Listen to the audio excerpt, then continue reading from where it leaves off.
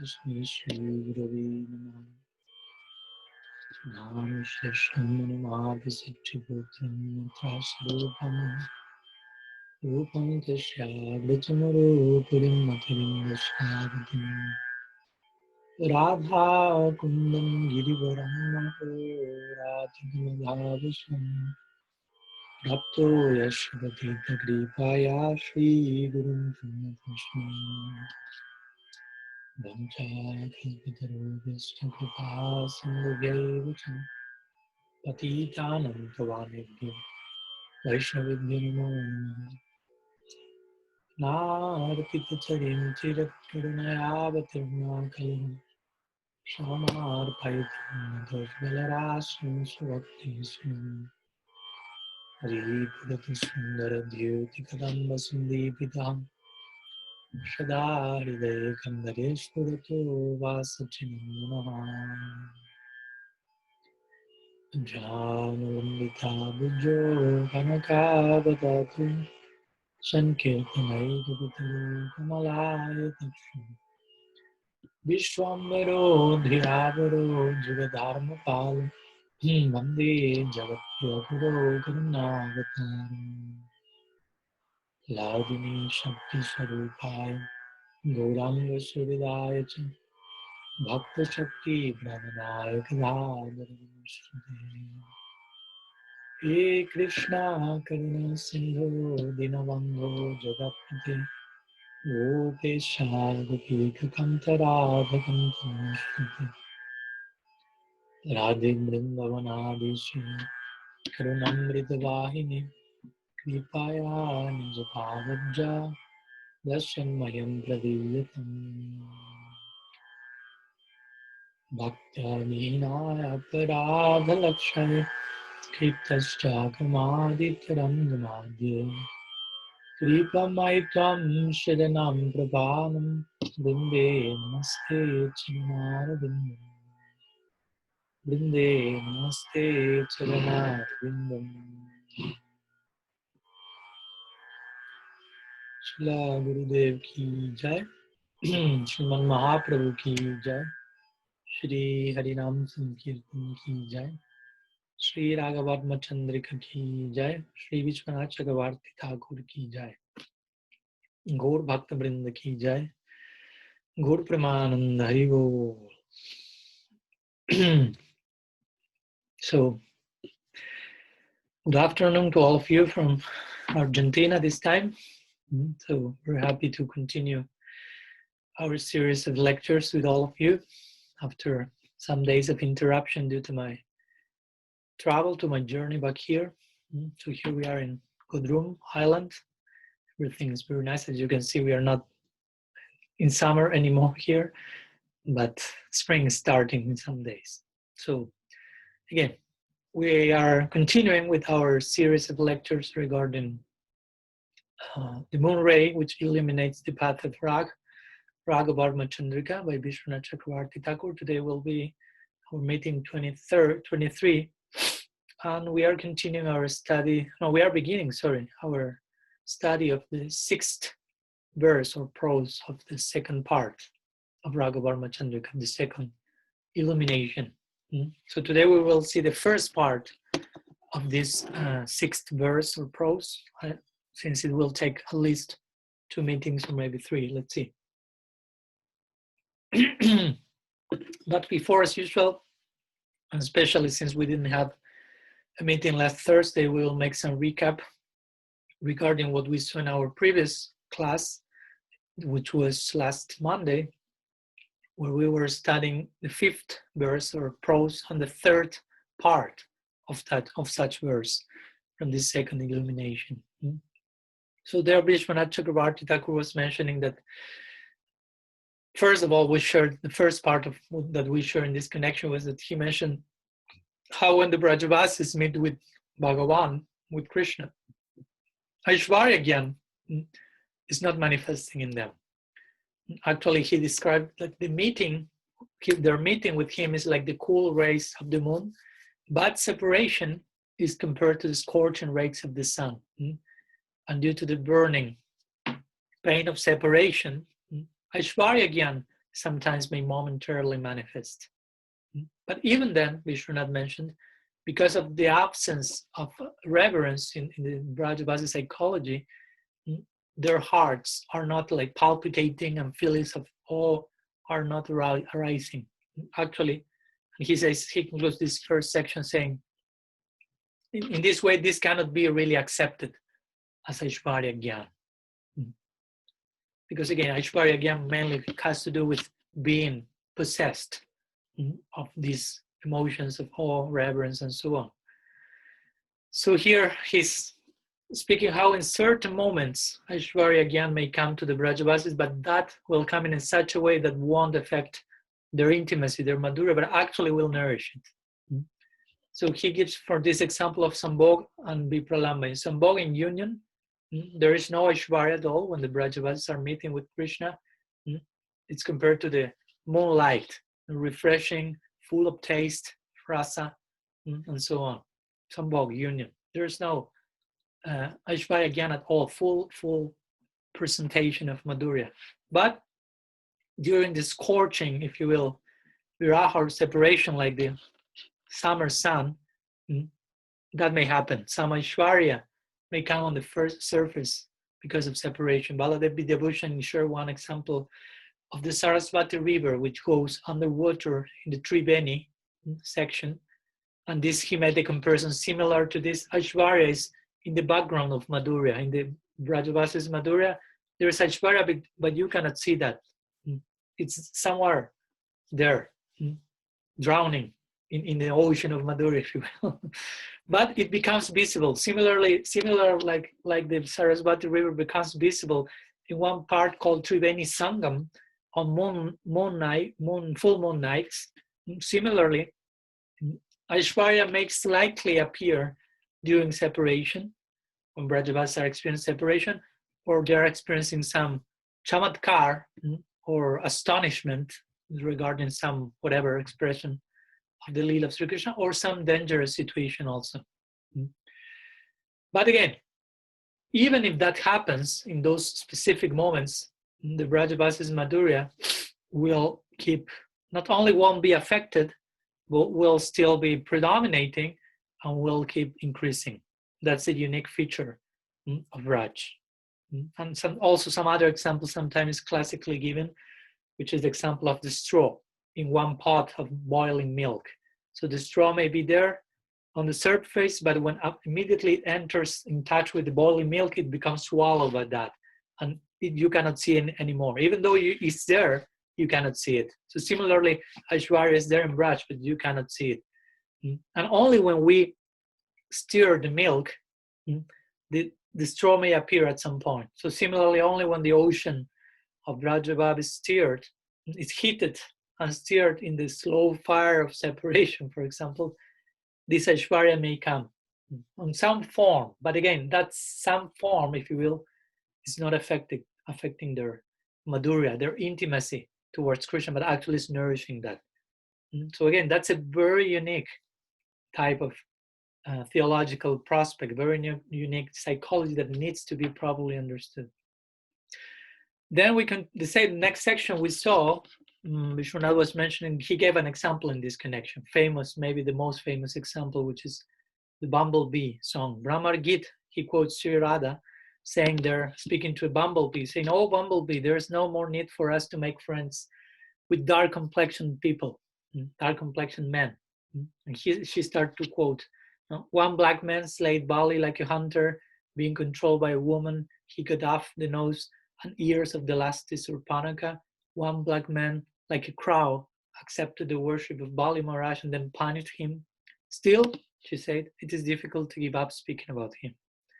The famous section of this Brahmar Git, when Srimati Radharani, she's expressing divine madness in front of Uddhava, this great learned personality, which went to Braj thinking he will school the inhabitants there, but he actually realized this is the opposite. I'm being totally educated here.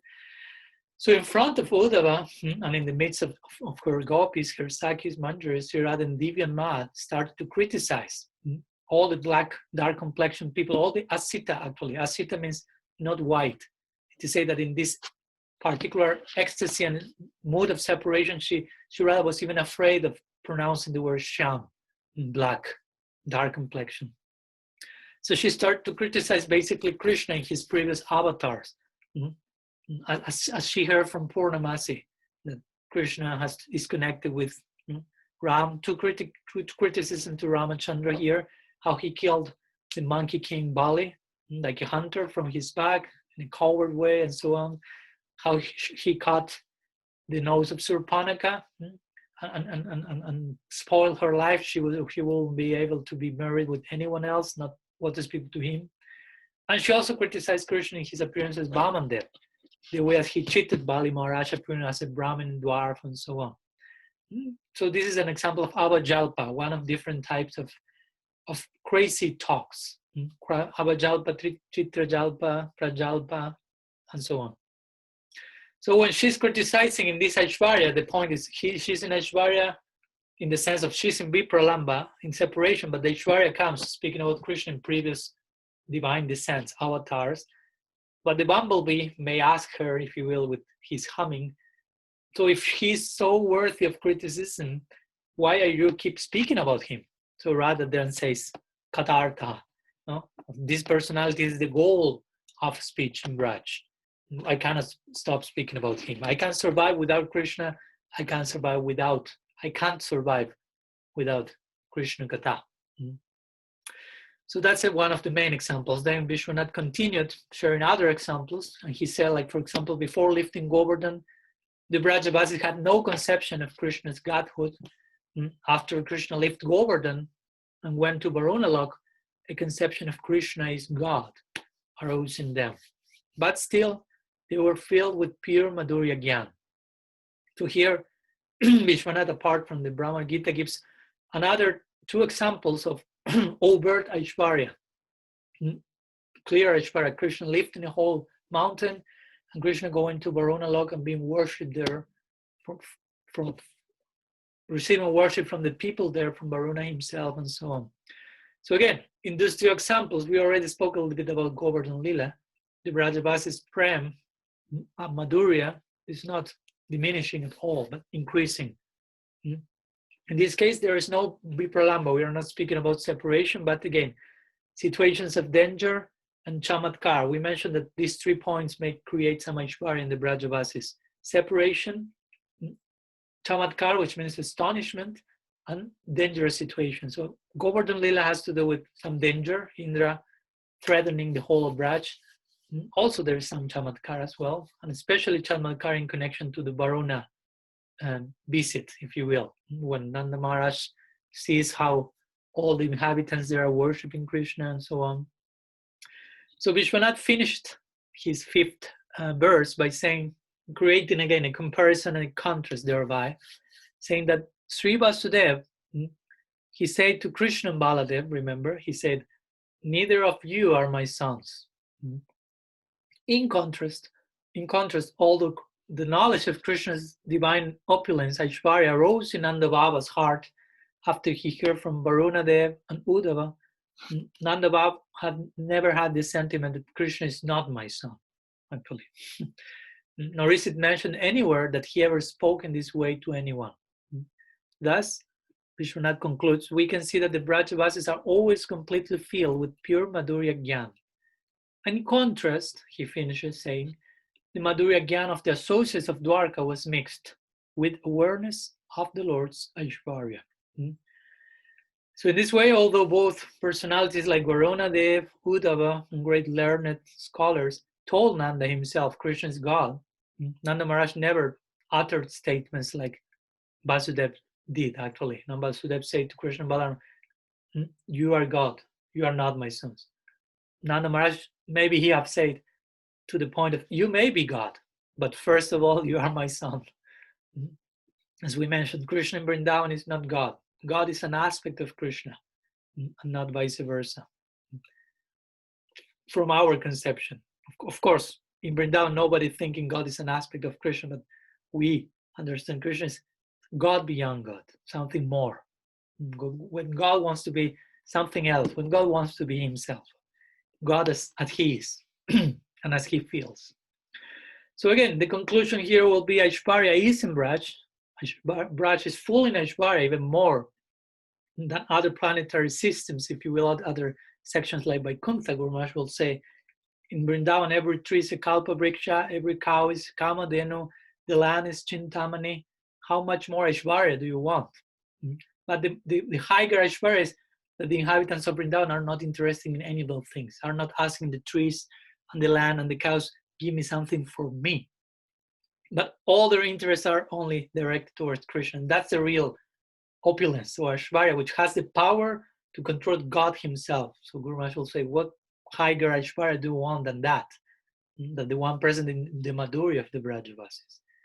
So in this way, Aishwarya is there in Braj, but actually is taking shelter in Madhurya, if you will. And Brajavasis, the conclusion will be have pure Madhurya, unalloyed Madhurya. And even if Aishwarya appears, it's just serving Madhurya, taking shelter there and nourishing Madhurya. Everything, whatever happens there, is for the increasing of Madhurya. And in contrast, on the other side, the resident of Mathura and Dwarka, their Madhurya, they have some sense of intimacy with Krishna, but that's mixed with the knowledge of Krishna's Aishwarya. They become affected at times when Krishna is showing some Aishwarya, like the examples we gave, Vasudeva, Arjuna, and so on. So over and over again, Vishwanath is trying to present the uniqueness of the Brajavasis psychology and prem, which is the goal to attain through the practice of Raga Nuga Bhakti. Here he is speaking about the Ragatmikas. What are they made of, basically? So a brief, not so brief recap, regarding our last meeting. So today we will start with verse or prose number 6 of this second illumination of the Raga-vartma-candrika. And here there will be many topics. It's a long verse or prose, maybe one of the longest. So we'll see that in some lectures and meetings. He will start here, Vishwanath will start speaking mainly about Bhagavan's own perception of his own godhood in this connection. Now before that, we were speaking about how the Brajavasis perceive Krishna, even when Aishwarya comes to the fore. But now we'll go to Krishna's own psychology in Braj. How does he see himself, basically? So I'll share with you the first part in the chat of what we will see today. I will read it in loud voice. It says like this. Vishwanath mentions, here a question may be raised. Vasudeva Nandan Sri Krishna performed human-like pastimes in Dwaraka with the awareness that I am the Supreme Lord. Did Nandanandan Sri Krishna have this same perception in his Vrindavan pastimes or not? If you say, yes, he knew it, then I say that he will not have been able to cry tears of fear while he was bound up with ropes by Mother Yashoda in the Braja Lila. So here, as you see, Vishwanath is presenting the same topic, but from a different vantage point of view, still sharing the comparisons with Krishna, with other Krishnas, if you will, Dwarka Krishna, Mathura Krishna, and Braja Krishna, in the context of the Golok, but the different sections there. So he here presents, he described in the previous sections how the Brajavasis, again, always experience an ever-increasing Madhurya in relation to Braja Krishna, even in the face of Aishwarya. Whatever it comes, it nourishes their intimacy. So now in this section, Vishwanath is going from, let's say, Ashraya to Vishaya, from the vessel of love, the Brajavasis, to Vishaya, to the object of that love, Krishna in Vrindavan, Braja Krishna.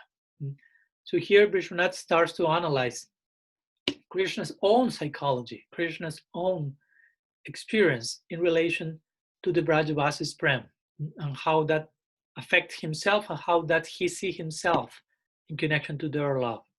In this case, Brajavasis are the Ashraya of love and Krishna is the object, the Vishaya, but in relation to Krishna, the Brajavasi will be the Vishaya, the object of Krishna's love for them, and Krishna will be the Ashraya of that, a particular love for a particular object of love. So the point that, of course, you may imagine Vishwanath wants to establish here is that Krishna's own experience in relation to the Brajavasis Prem, in connection to himself, is that he won't consider himself in Aishwarya, in the context of I am God. But he will think of himself and Braj as one more Brajavasi. I am a Brajavasi like all of them. I'm the son of Jashoda, I'm the friend of Subal, the lover of Radha, and so on. So Vishwanath will try to present this point to further establish his previous point, of course, that this how the love of the residents of Vrindavan, of the residents of Mathura and Dwarka is different from that of Braj. That's an important point of the Gaudiya theology. This is very unique.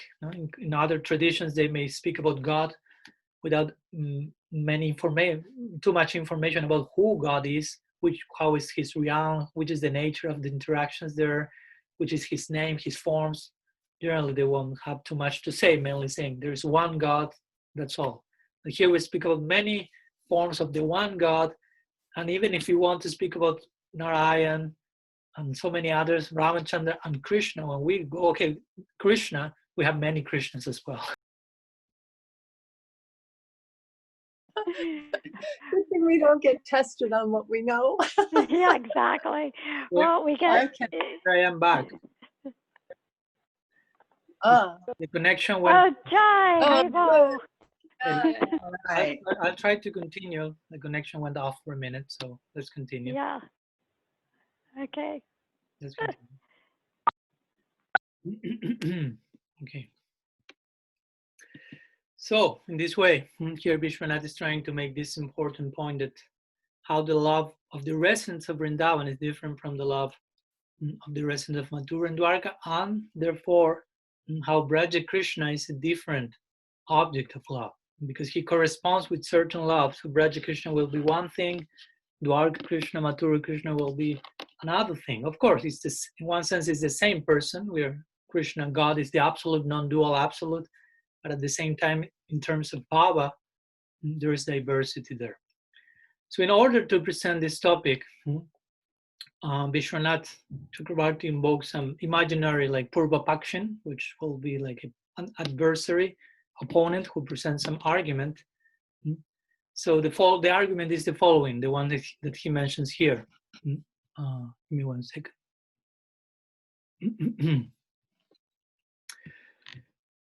He said, well, okay, he performs some type of Nara Lila in Dwarka, Mathura, but that's also called a Pura Lila. Pura Lila means like urban pastime, city-like pastime. So there is some form of Nara Lila, although sometimes Krishna showing forearms there, but there is some form of Nara Lila there, but specifically urban pastimes, Pura Lila.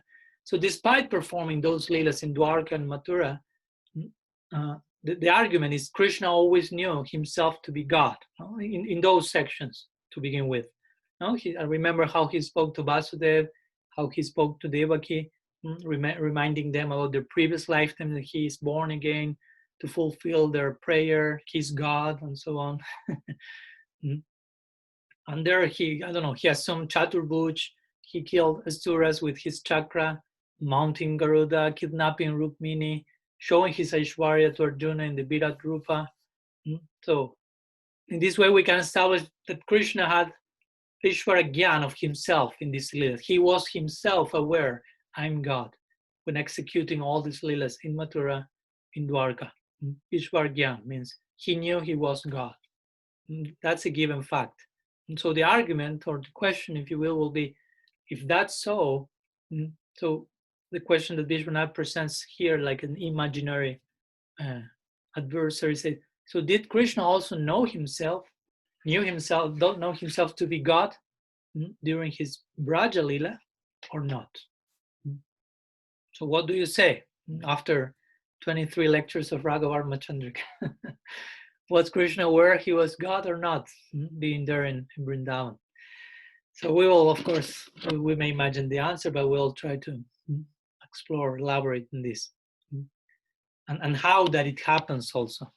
If so, if that happens, if that doesn't happen, that will be also presented by Vishwanath in some other sections here.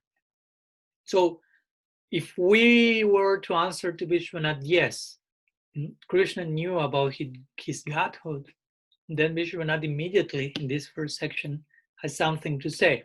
He will argue that if that's the case, so then Krishna will have not shown fear when his mother tied him during the Damodar Lila. That's the main example he's sharing here, an example we shared before. Nor he will have cried because of it. And he did, that's a fact. Nantadas Babaji, in his commentary in this connection, he mentions that the main feature of Prem is that it awakens a desire in the Premikas, the one who has Prem, the Premika's heart. It awakens a desire to serve Krishna in a particular way according to their unique sense of course, mamata or possessiveness. No? In this case, Yashoda. And that in turn causes a corresponding desire in the heart of Krishna. Try to get this point. Krishna says in the Gita, as one performs bhajan of me, I perform bhajan of them. I reciprocate accordingly.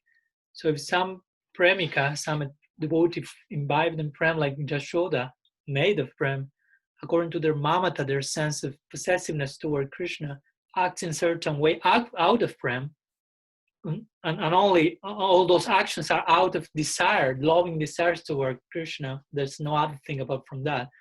Immediately that creates some corresponding desire in the heart of Krishna to accept that prem, that desire from his devotee, to accept their loving service and trying to honor that and serve that, accepting that and reciprocating accordingly.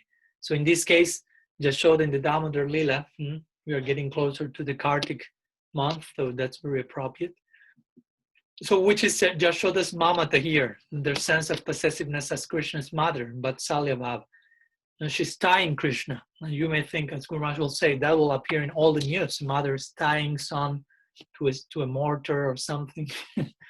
But actually, she was tying him because she was afraid he may escape and not come back home again. So she was totally consumed by such a possibility and an anxiety, motherly anxiety, but all this in the context of favorable service, anukul seva, only wanted to give pleasure to Krishna, even though externally it seemed that's not giving pleasure to Krishna, tying him. No? Sometimes this example is given when the term anukul is explained, the famous term in Srila Rupa Goswami's definition of Uttam Bhakti. Anukul yena Krishna anusilanam bhakti ruttama. Anukul means you have to render devotional service in a favorable mode. So the example is given. For example, Kamsa, he was thinking about Krishna 24 hours a day. He was really absorbed. He had considerable samadhi. But the mood was not favorable. It was not anukul. It was practical, unfavorable. He was thinking with fear on Krishna, want to kill him, and so on. So externally, it seemed he was very favorable, 24 hours absorbing Krishna, 24/7, as they say in the US. And in the case of Jashoda, externally, it seems it was unfavorable. She was tying Krishna, but it was so favorable because of her intention, her mood. So, again, in contrast to Jashoda and the Brajavasi's love, Vishwanath tries to make this point. The prem of the residents of Dwarka or Mathura, for that matter, their prem takes them to consider Krishna to be their son, friend, or lover in the context of their Pura Lila, not Braja Lila, but their urban pastimes.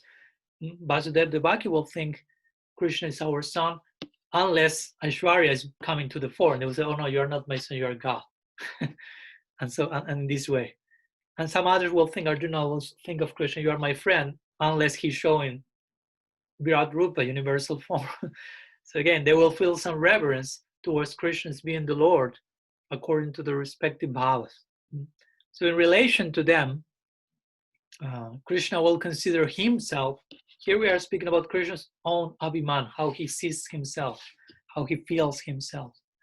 So he will feel himself to be both their relative and their Lord, because their bhav is made of that. Simultaneously, he's feeling like this. It's a unique abode, Mathura and Dwarka.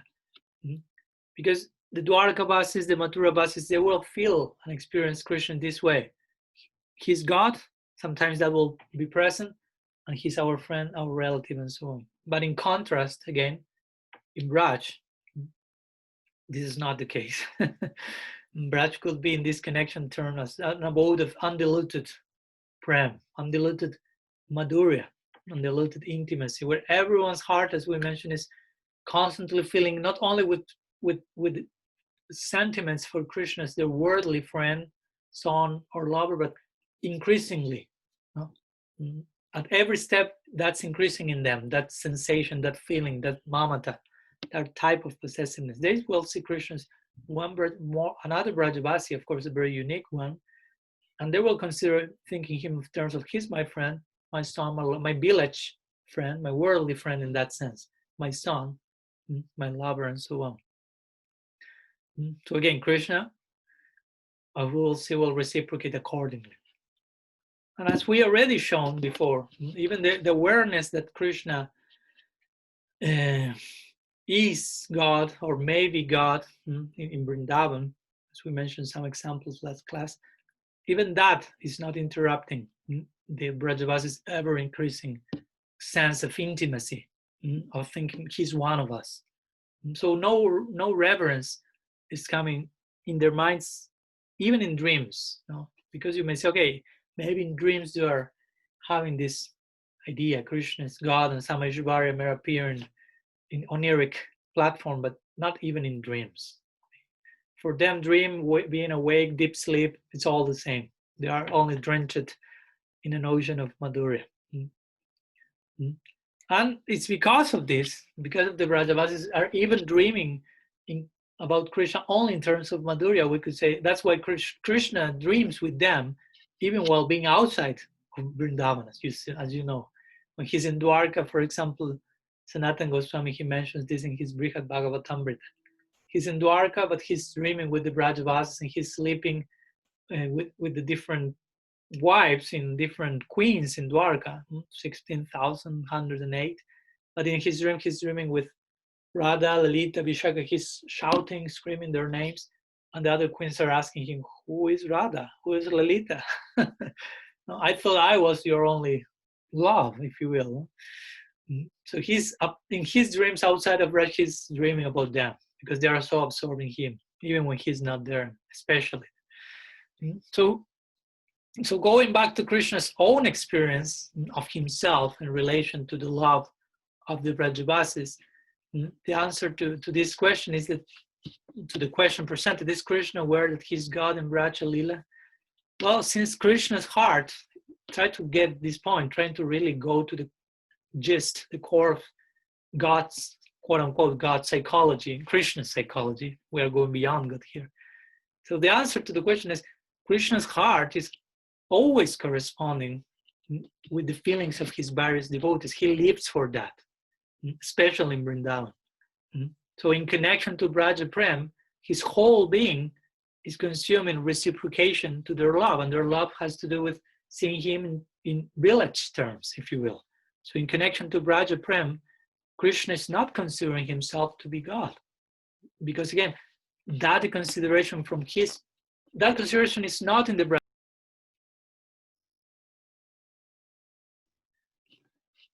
Again, here.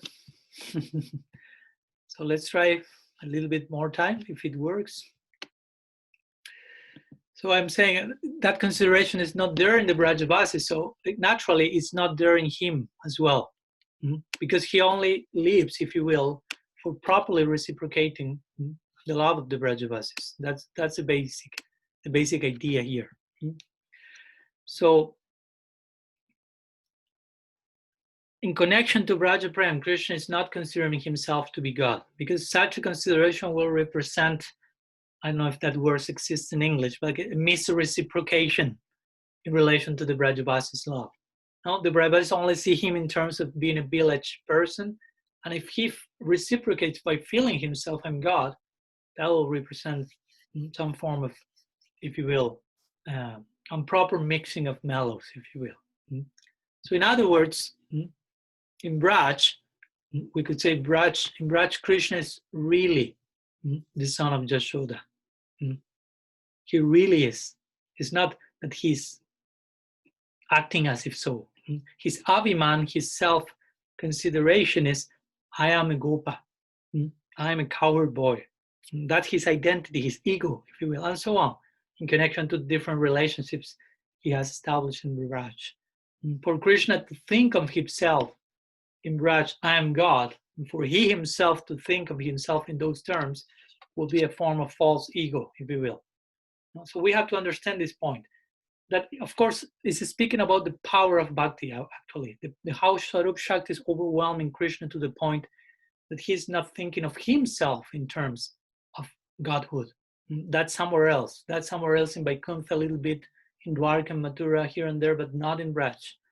That consideration is not awakened there. It's not present there, even in himself. That's interesting point. Not only the Brajavasi see Krishna as a village boy, but Krishna himself is totally immersed in that self-identification. So here Vishwanath is starting to make his point. So let's continue with the next section. Next, Vishwanath will consider further arguments in this connection, because again, it's a very unique theological idea. So naturally some arguments may come there. So to solve this, he will continue with this idea, and he will quote a famous section from the Bhagavad, where Kunti Devi is sharing her testimony in connection to what Vishwanath already quoted. Vishwanath gave the main argument, Krishna's afraid while Jashoda is tying him. So that's a proof that he's really into Brajavasi mood, if you will. So now in the next section here, Vishwanath will quote the verse itself where Kunti Devi, great authority, is speaking about this. So I'll share that in the chat. It's there. So I'll read it for you. It says like this. Those who explain that he was simply pretending to be afraid, and that's why he was crying tears, are less intelligent. If the learned devotees were to accept this explanation, then Kunti Devi would have never included the word moha, bewilderment, in her statement. And now comes the statement from Srimad Bhagavatam 1:831. It says, Mother Yashoda took up a rope to bind you when you committed an offense. No? Kunti is praying to Krishna. When you committed an offense by smashing her yogurt pot, and your perturbed eyes overflooded with tears, which washed the collyrium of your eyes, and you were afraid, trying to hide your face, although fear personified is afraid of you. This sight is bewildering to me. So Vishwanath continues saying, from these words of Kunti Devi, it is known that Aishwarya Gyan was present in her.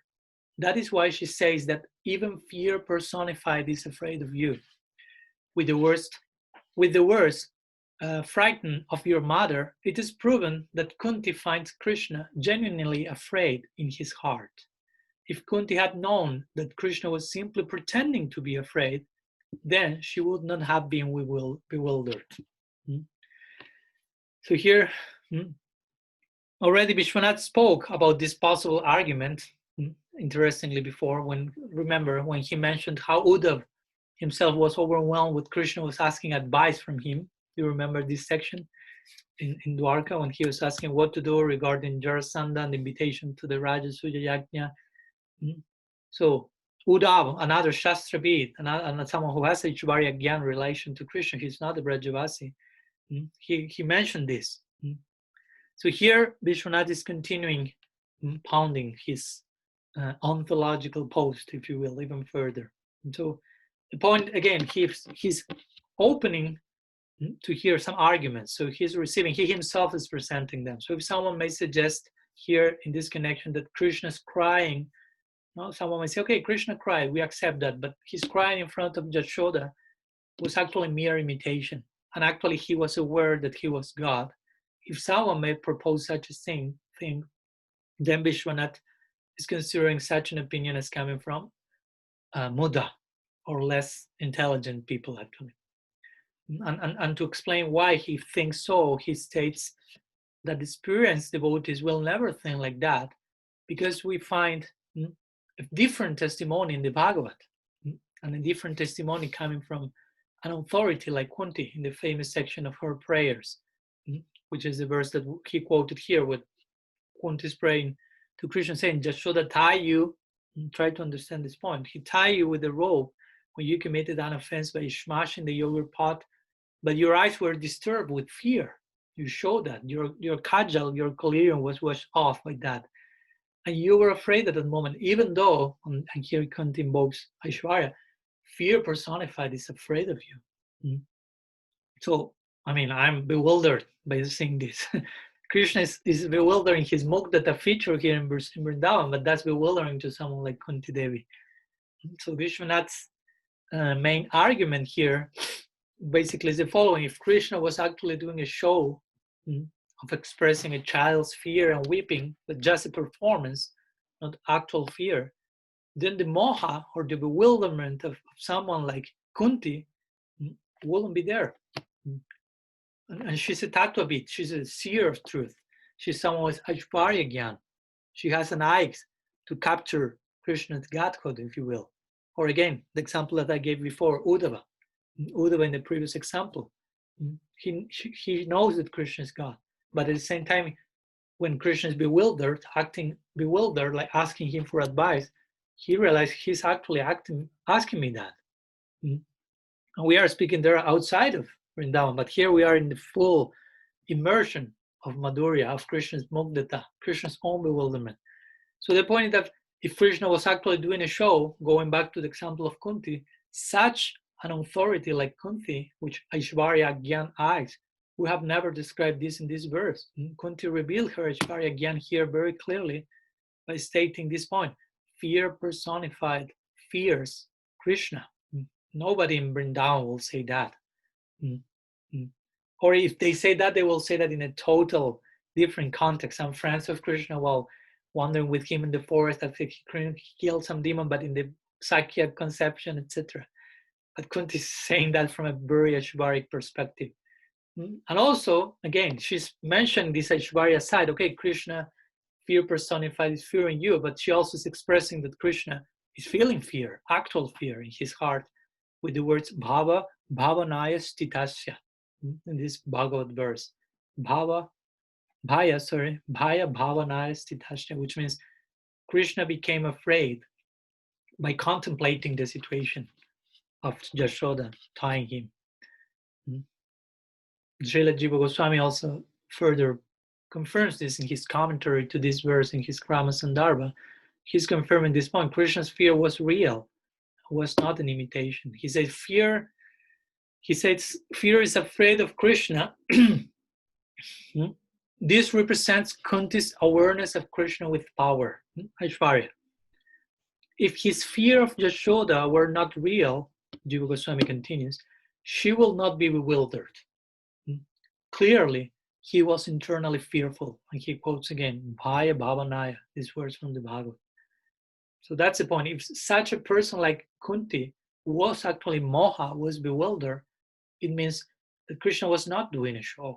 That was real for him. He was bewildered in his own Brajalila, and that bewildered someone like Kunti outside the Brajalila, but contemplating that. So next, we will continue. We have a few sections remaining.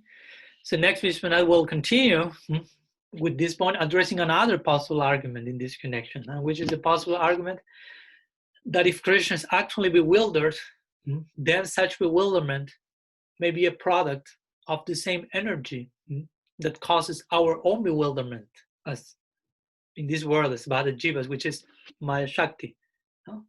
So he mentioned the very first point. Okay, Krishna is bewildered, and someone may not be agree, and he gave his reasons. Someone may agree, okay, he's bewildered, but he's making a show. Now he's showing he's not making a show. That's real. You can see the example of Kunti. So if someone say, okay, he was bewildered, he was not making a show, so maybe his bewilderment is coming from the same source as our own bewilderment, Maya Shakti. So in reply to this, of course, Vishwanath will express how actually Yoga Maya, and not Mahamaya or Maya Shakti, is covering not only Krishna's sarvajñata, Krishna's omniscience, and making him muktata, making him bewildered in Braj, but this Yoga Maya is covering not only Krishna's Aishwarya, but also the devotee's vision.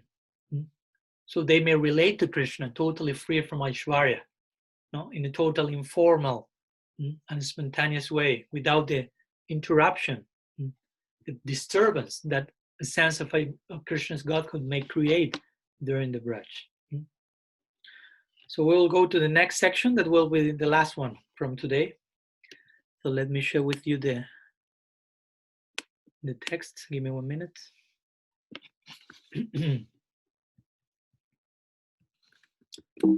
Okay, it's too long. Give me 1 second. I'm sharing 2 parts. This first part.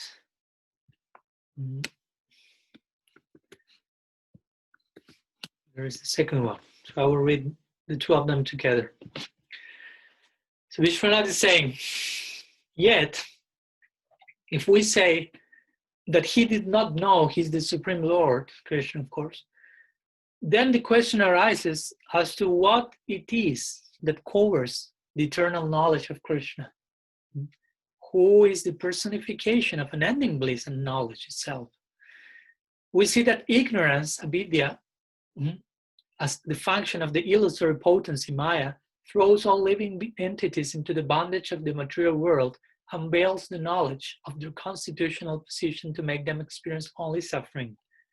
In the same way, the embodiment of the function of the spiritual potency, Chit Shakti, that is, the pastime potency, Lila Shakti, Yoga Maya, covers the knowledge of Sri Krishna's associates, such as Mother Yashoda, who are beyond the 3 modes of nature. This enables them to taste the mellows of the happiness of Sri Krishna's supremely sweet pastimes. Similarly, the essence of Chit Shakti, namely Prem, also covers Sri Krishna's own knowledge of his nature to enable him to relish a greater abundance of ecstasy. Prem is also Krishna's internal intrinsic potency, Swarup Shakti. Therefore, there is no fault in its covering his identity or Swarup.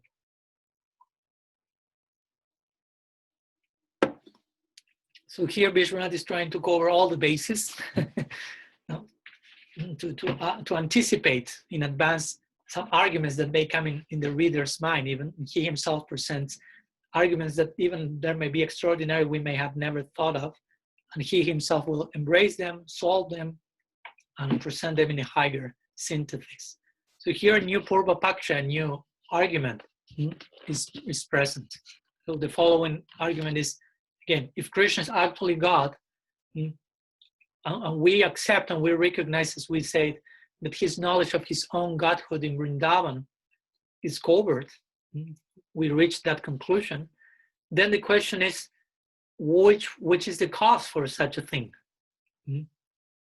Because we know that the knowledge potency, avidya shakti, you may call it, the full knowledge potency, sambit shakti, you may say also, is serving God at every moment. So if all knowledge is serving him, what's causing his so-called ignorance here? So Vishwanath is replying, again, that some people may suggest, okay, so the reason for his being covered, his being in ignorance is, again, according to one's, he's replying the possible answer that some people may suggest according to their own limited personal experience, that generally Maya Shakti is that potency who covers the knowledge of the Bada Jivas in this world. Maya Shakti has one avidya vritti, or ignorance function, if you will. Sometimes it's also called avaranatmika Shakti, one of the 2 main expressions of this Maya Shakti illusory potency, which means some ignorance faculty or the power to cover the knowledge from the living entity. We have experience of that, and we are covered avidya, by avidya. But in Chaitanya Charitamrita, as you may know, Krishna is described as the sun, and Maya is described as darkness. And wherever there is the sun, darkness cannot be there. In Krishna Surya Sam Maya Hai Andakar, Dhyan Krishna tahan nahi mayara dikar. Krishna is like the sun, Maya is like darkness. Whenever the sun rises, all darkness is dispelled, basically. So whatever the conclusion is, wherever there is Krishna, Maya has no place there, has no standing. So again, his so-called ignorance, his bewilderment, his Mugdhat and Vrindavan cannot be the result of this Maya Shakti. Maya Shakti, some words on Maya Shakti to further explore the topic. Maya Shakti generally actually is described in the scriptures as being ashamed to appear before Bhagavan. In the Bhagavad, this is said in the second canto, because it is said that her service is to misdirect souls, if you will. Although indirectly, she's taking them towards Krishna through some intensive educational process, discipline. And her service is also necessary, as we know. That's one Shakti, eternal existence Shakti. But the point is that she has no influence over Krishna whatsoever. I mean, there's no, again, she's standing at a distance, ashamed of getting even closer to him. What to speak of covering Krishna's knowledge. And in the case of, for example, the Purusha avatars that are mentioned in the scriptures in connection to the Shrishti Lila, it is mentioned that they have actually no relationship with Maya. Although one of them, Mahavishnu, as we know, he's glancing towards her. Sometimes this description, he's impregnating the womb of material nature through his glance.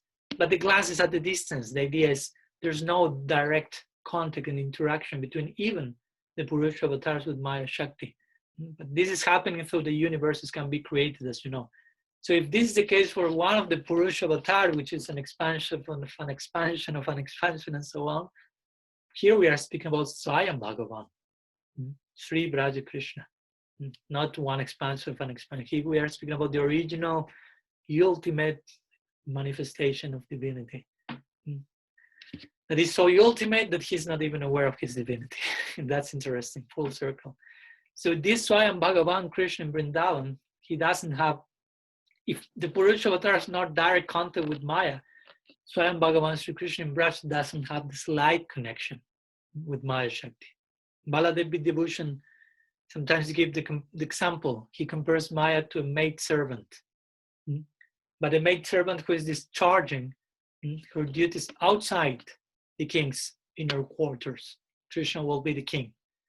So the point is that Maya Shakti doesn't have the same privileges as the queens of the king, who are comparable to the intrinsic potencies of Bhagavan, the Swarup Shakti, that they can associate directly with him at all times.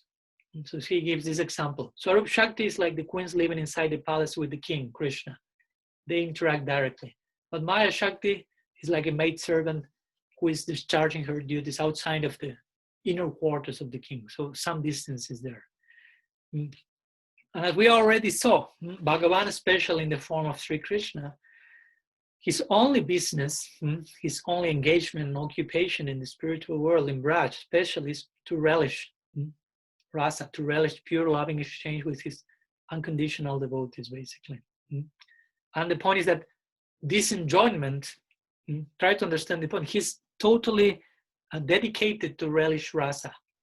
He has nothing else to do. That's why he's God, the Supreme Personality of Godhead. He has no other duty to perform. He's only surrendered to that direction.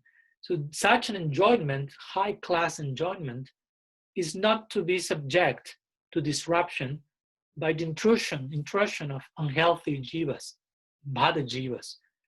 Therefore, Maya is employing some, let's say, stringent means to ensure that no unfit beings are allowed even the possibility of intrusion upon the Lord's Leela.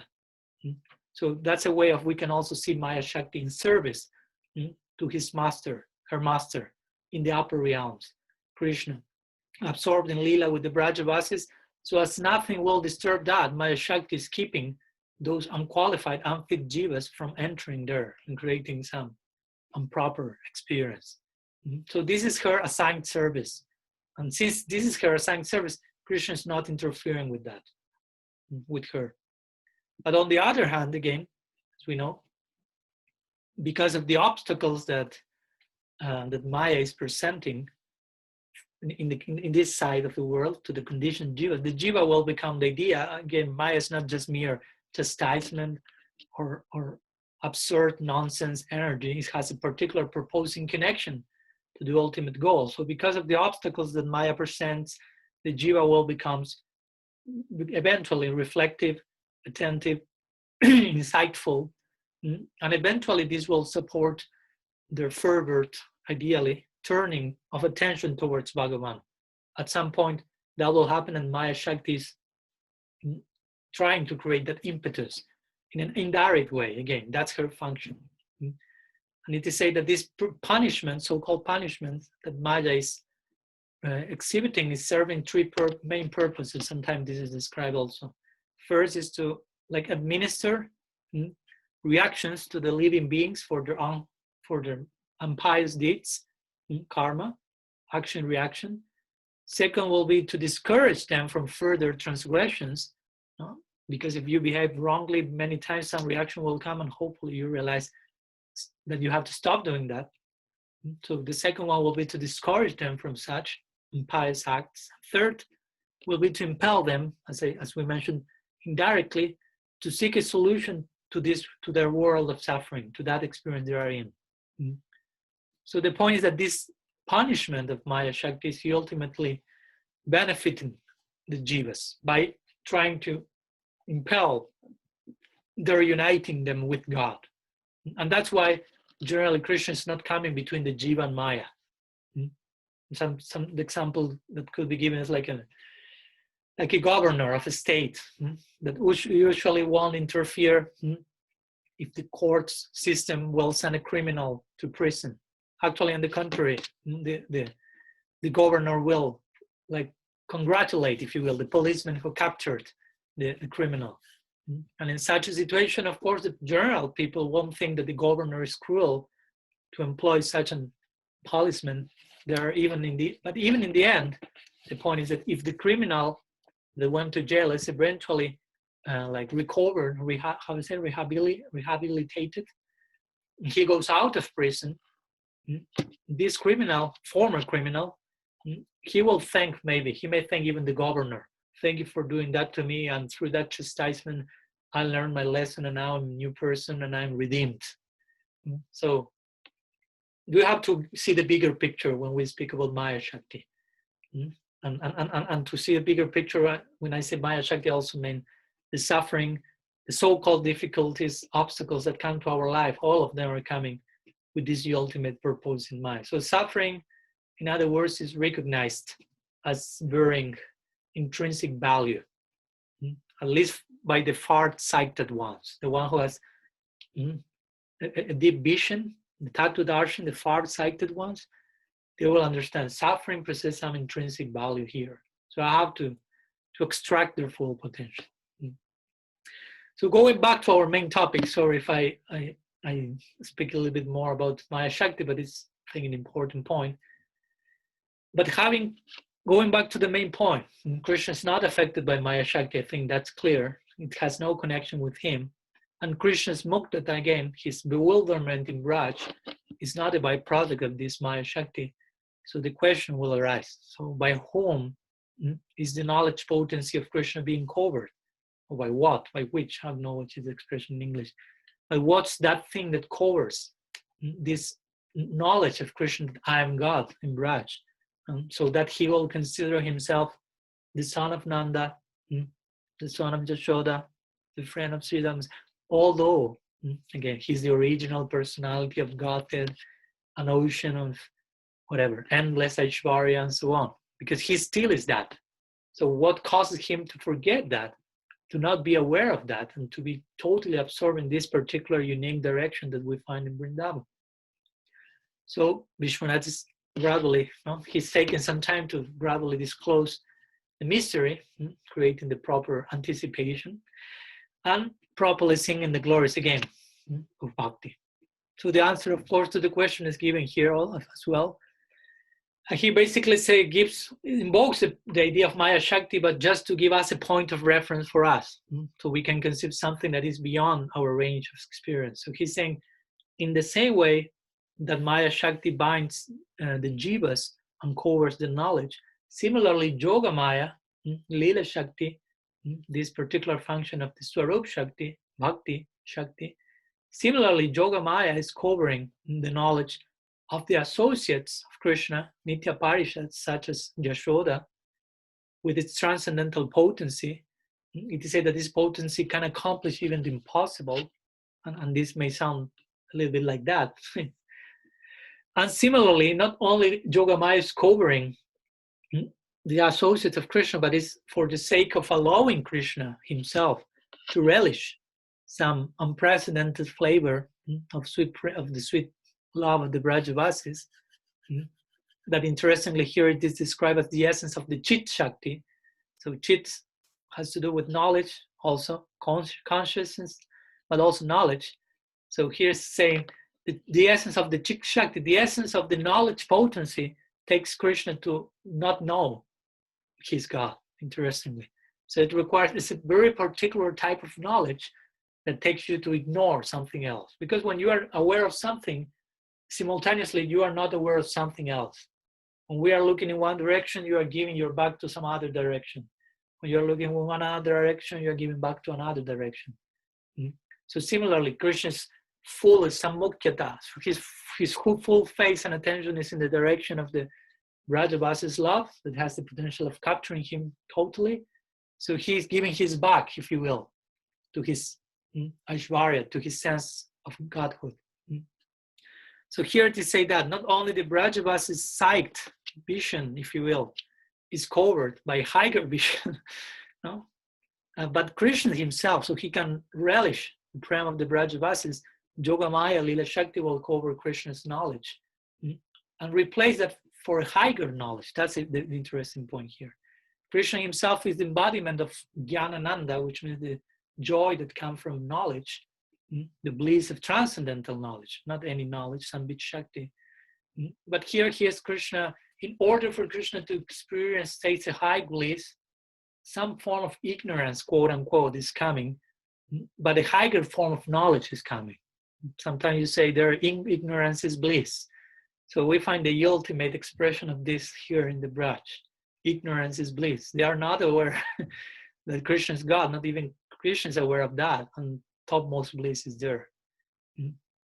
So we see, his knowledge is covered, his Godhood knowledge is covered from him and from the Brajavasis to give rise to a higher way of knowledge. Even though it seems smaller, as Guru Maharaj will say, one level, it's bigger in terms of affection. It's facilitating a broader and deeper expression in loving interaction.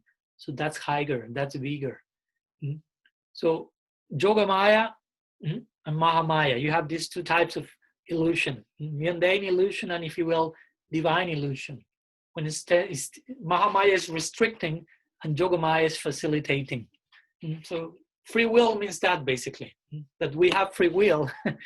Basically, free will means to choose between under which type of illusion we want to be under. You want to be under Mahamaya, Maya Shakti, or you want to be under the influence of Yogamaya, Lila Shakti, Swarup Shakti. So that's free will. That's the two choices basically we have to do. But some illusion will be there. But again, we have the divine illusion which instead of restrictness totally facilitating. Not only for us, but even in the case of God himself. So in this way, Vishwanath is concluding this section by stating that he shares some brief words just to conclude his point and to make it clear how this second so-called illusion, Swarup Shakti, Lila Shakti, Yogamaya, is something totally internally, intrinsically connected with Krishna. And Vishwanath then concludes in this way, saying that since Prem, he's speaking about Prem, is a topmost faculty of the Swarup Shakti, which is always in the service of Shaktiman, Trihari. Krishna is the Shaktiman, the energetic source, and Swarup Shakti is his main energy, always in his service, and Prem is the topmost faculty of that energy. So since all this is so internally, intimately connected with the energetic source, so he speaks now in more abstract, technical terms. In this way, there is no fault that in this energy covering Krishna's awareness, of his innate Aishwarya, because she's doing that in the service of him. So Shakti is serving Shaktiman. So she's covering, if you will, Krishna, because that will increase Krishna's experience of rasa, of delight. So she's doing that for his pleasure in his service. It's not going against his will, basically, but actually on the contrary. Actually, rather it makes Krishna's greatest glories arise by doing that. Again, it's a facilitating agency, not a restricting one. And this will be eventually shown in the next section of this verse, how this so-called illusion and this influence of the Swarup Shakti of Prem in Krishna, by covering his awareness of the Godhood, actually it helps to establish furthermore in Krishna's greatest glories. So this will be shown especially more in detail in the next section of this 6th verse that we will see next class, where Vishwanath will give like a conclusion to this particular topic. So some words I wanted to share with you today. I hope that this streaming was relatively sustainable, besides some few interruptions. So I will finish here, but of course, if you have any questions and the connection works nicely for hearing you, you can present them, of course. I have a question, Maharaj. Yes. Could you speak a little bit about, and I'm, it's been a while since I read this, but in Vishwanath Chakravarti Thakur's commentary of the Damodar Leela, and when Mother Yashoda was trying to bind him, there was a competition between different Leela aspects of the Leela Shakti, that Krishna didn't want to be bound, and it was like there was a name for that Shakti, but ultimately the love of Yashoda won over. So it's like, do you know that part that I'm talking about? I was just looking for it in here. Yeah. Yeah. Can you say something about that? Yes. Thank you. Of course, I may not remember the exact terms, as you mentioned, of each one of these Shaktis, but in brief words, yeah, it's a very nice section, and it's very recommended, especially now that we are not starting yet, it's more than a month yet, but to prepare maybe ourselves for the Damodar Leela, the Damodar month, Kartik Brata, to study this section of the Damodar Leela, especially with the commentaries of Vishwanath Chakravarti Thakur, that will be great. So mainly what he's mentioning regarding Arjuna and Siddhi's question is that in the moment when Yashoda wants to tie Krishna, as you may recall, she tries to do so, but in the very beginning she's not able to do so. So it's always 2 inches, two fingers short, the rope. So she gets more rope, further rope, and as you know how the Leela unfolds, and eventually she's able to do so. So there are many explanations that different acharyas give to this, the reasons for this to be so. Sometimes they will say that these 2 inches or 2 fingers short has to do with karma gyan, and you cannot tie Krishna with that. Of course, Yashoda doesn't have karma gyan, but this is some of the symbolical representation of some interpretative teaching of that there. And some other thing will be the connection of effort and grace. So Krishna was saying, Yashoda was making so much effort trying to tie him, trying, but one's own effort is not enough until Krishna is fully pleased with that. And when he sees that our own effort, our own part is in place, he gives grace, and with his grace, what was impossible for us becomes suddenly possible because of his mercy. So again, Yashoda is beyond personal effort and requiring Krishna's grace as we may do as sadhakas, but the teaching is given there for us as well by different acharyas. And in the context of Vishwanath Chakravarti Thakur's explanation, according to what Arjuna Siddhi asked, mainly it has to do with the interaction of these 2 Shaktis, that again, I may not recall the exact name. Maybe, I don't know if he may have spoken regarding Aishwarya Shakti and Leela Shakti maybe, or maybe there were some more specific terms, sometimes some other terms are mentioned there. But the point is that when Yashoda was trying to bind Krishna, basically, she was not able to do so because, strictly speaking, you cannot bind God. So that was mentioned that the Aishwarya Shakti, because Aishwarya Shakti is there. Sometimes Aishwarya is spoken in terms of Shakti and even of a personified entity, which will. So it describes that Aishwarya Shakti is there, permeating all Vrindavan, as we already explained, but in a certain particular way. So it wanted to render some service in that particular moment because it's willing to serve. Again, all the Shaktis are there for the pleasure of Shaktiman. So Aishwarya Shakti appeared there and tried to render service in the form of not allowing Yashoda to tie Krishna, because that has to do with Aishwarya. And of course, you may say, but she's going against Yashoda. But again, by doing so, that was increasing Yashoda's madhurya and dedication. So at the same time, it's actually serving her, because however this Aishwarya Shakti is acting, just Yashoda's mamata and vatsalya and psychology and absorption increases more and more, and her dedication is more and more. But even though Aishwarya Shakti appears as an obstacle, Aishwarya Shakti has to do with, again, Ishvara Gyan, Krishna is God.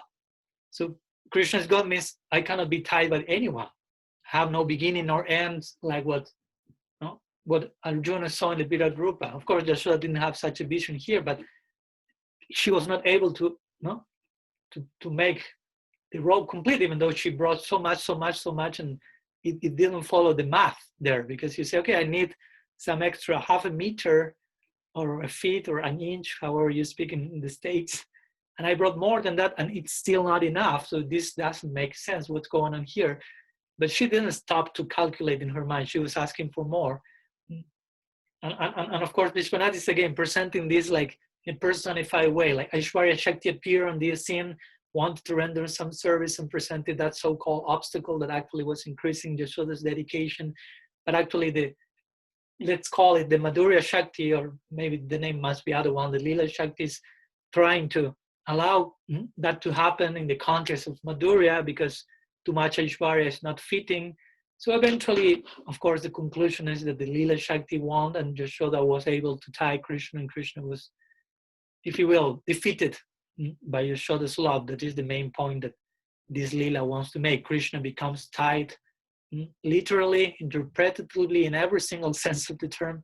Krishna's Damodar becomes tied by the love of the Brajavasi. So basically, that's the dynamics of these two Shaktis that both of them want to render their particular services, and they were entering into this transcendental competition about wanting to allow Krishna to be tied, not allowing that, and both of them were increasing the pleasure and the experience at the same time. Again, both of them are competing between themselves, but they are not enemies. No, the two of them are, because Aishwarya and Madhurya is living together in Braj, in perfect marriage. There is no divorce between them, the Guru Maharaj will say.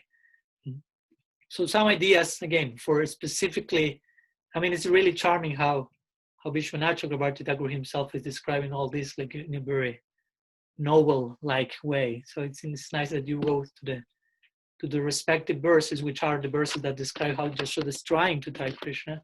Read Vishwanath purport, especially in the context of the upcoming Kartik month, for sure.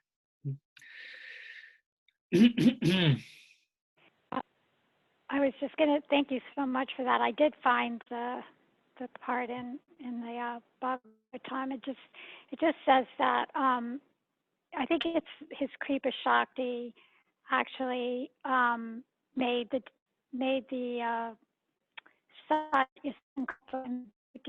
Shaktis immediately disappear. So so his mercy on the devotees, and he says, and Vishwanath says that always the devotees' determination will prevail over Krishna's determination. Yeah, as Krishna will say, declare boldly that my devotee never perishes, like he said in the Bhagavad Gita. No? Of course, in another context, but we could repeat that same line here in the context of the Damodar Lila. Thank you so much for sharing that, Arjun Siddhi. There is one written question here by Carolina Fesa. Basically, it says, I think you mentioned that the Mahamaya preserves the Krishna Lila from the Jiva Shakti. Did I understand properly? Yes, of course. In one sense, we are saying that. It's not that, Krishna Lila is so powerful that it preserves itself, if you will. I mean, you have to be properly embraced by that energy, by the Swarup Shakti to enter there. But yeah, Maya Shakti has different purposes, and I try to present that particular perspective. Mahamaya, Maya Shakti, another way of saying that, in connection to the Lila. Again, all these are Shaktis that exist eternally. We, Jiva Shakti, Maya Shakti, and Lila Shakti or Swarup Shakti. So it's not a thing that they started and are created with one purpose. They exist eternally, and each one of them has a particular function forever. So Mahamaya is basically connected to the jivas in this, the Bada jivas, not to the jivas in Krishna Lila, but to the jivas in Srishti Lila. And one of the functions is to make us aware. I will say that in order for us to entering into the higher realm, into the Lila of the Swarup Shakti, we need to learn some lessons, if you will. And Mahamaya will very clearly present those lessons to us. As Bada Jivas, I'm not speaking here as sadhakas. As sadhakas, I will speak that Maya Shakti is already not fully retired, but taking another approach, another function, because we are already in the context of the Swarup Shakti, having accepted her entrance into our lives. But in speaking strictly about Bada Jivas who have no contact with Bhakti, even though they don't know about the Bhakti and they don't know about Krishna Lila, still Maya Shakti is preventing them from entering there without the proper, again, fitness or adhikar. So gradually is making them learn the lesson they have to learn, paying the price they have to pay, reaching a voluntary conclusion, introspection about how to change, and being in this way open to accept the mercy that may come in the form of bhakti, because bhakti is mercy, but also we have to accept that mercy. Mercy doesn't mean something that comes to our life against our will. I mean, sometimes mercy may come in a very powerful, as Prabhupada will say, aggressive way. But at the same time, we are to accept that. We are to accept the nourishment. So costless mercy doesn't mean that we have no choice in the matter. Costless mercy means something that is coming even though we do not deserve that. But still we can accept that or reject that. So that's a little bit the point. No? The Mahamaya is not only connected. My point was Mahamaya is serving Krishna.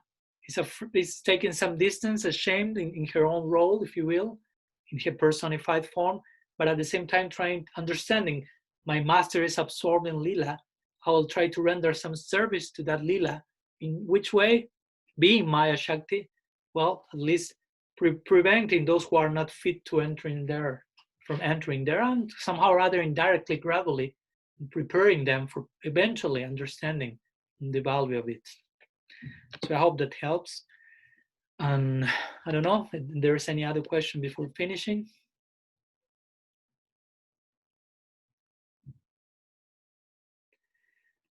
Okay. Thank you very much to all of you. I think we can finish here, and hopefully, I think according to how the connection worked today, there were some little interruptions, but I think we can try it again on Thursday if you agree. So we will see each other on next Thursday, continuing with this 6th verse of the second illumination from the Raga-vartma-candrika. So thank you very much. Srila Gurudev ki jai, Sriman Mahaprabhu ki jai, Sri Harinam Sankirtan ki jai, Sri Raga-vartma-candrika ki jai, Sri Vishwanath Chakravarti Thakur ki jai, Gaur Bhakta Vrinda ki jai, Gaur Premananda Hari Om.